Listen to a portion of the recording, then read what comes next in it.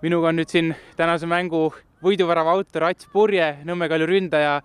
107. minutil sa selle otsustava värava lõid, mis 2-1 võidu teile nüüd tõi. Kas võib öelda, et kui mitte kõige tähtsam, kas üks tähtsamaid väravaid Eestimaa pinnal?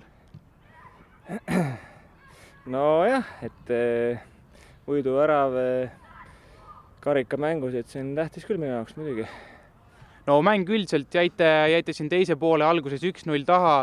Oli tegelikult päris raske, et Narval oli siin väga häid momente, et kuidas nagu mänguga üldiselt rahul jääd või kokku võtaksid? Ütleme nii, et võiduga jääb rahule, aga see mängupilt millegi pärast ei olnud kõige parem, et Narva tuli väga isuga peale, et neil oli kindlasti vaja karikas edasi saada, et Euroopa kohta püüda. Aga meie jällegi proovisime rahulikult nagu palli kõigetuda, aga ega me võimalusi väga ei saanud täna, et kui 1-0 taha jäime, siis hakkasime alles mängima. No kui seda koosseisu vaadata, mis teil täna siia Narvasse sõitis, et palju mehi jäid traumadega Tallinnasse, et kas tundsite kellestki puudust ka? No ikka Karus tundsime ikka puudust, et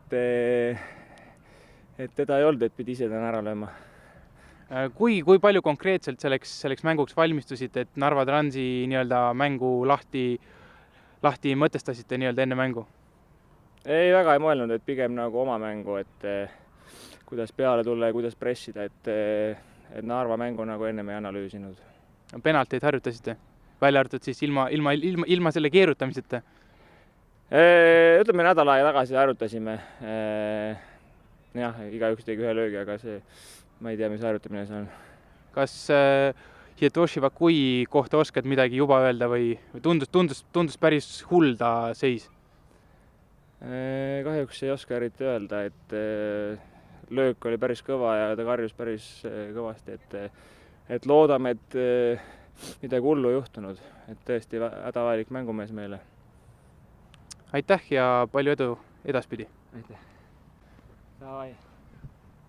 No nii, selline vägev etendus meil täna siin Narvas oli. Kahtlemata ma arvan, et mitte ükski inimene ei kahetse, kes seda mängu vaatas, ei telepildis ega siin kohapeal Narvas, et oli vägev mäng. Lõpuks mängukangelane meil siin just oli Ats Purje, tema 107. minuti värav. Selle mängu otsustas ja 2-1 võidu Nõmme Kaljule, tiitlikaitsele Nõmme Kaljule täna 5 ja saavad nad siit rõõmsal meelel Tallinnasse sõita. Aga jalgpalliõht oli eetris juba neljapäeval, 1. oktoobril, kui kell 4 päeval tuleme Kadriorust teieni, toome Eesti ja Poola U17 tüdrukute EM-valikmängu. Jääge meiega ja uute kohtumisteni. Aitäh kõigile vaatamast!